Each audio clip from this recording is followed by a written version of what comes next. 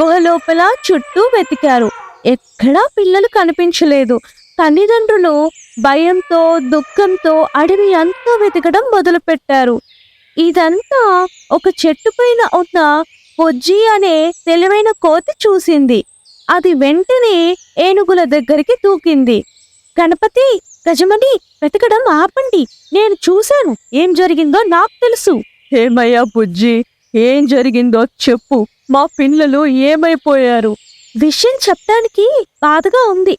కొద్దిసేపటి క్రితం ఒక రాక్షసుడు గుహ దగ్గరికి వచ్చాడు. ఆకలిగా ఉన్న చింటూని నమ్మించి తన మాయాజాలంతో ఇద్దరిని మాయం చేసి తీసుకుని వెళ్ళిపోయాడు. ఏనుగులు గొంతె పగిలేలా ఏడ్చాయి. ఇప్పుడు ఏం చెయ్యాలి బుజ్జి?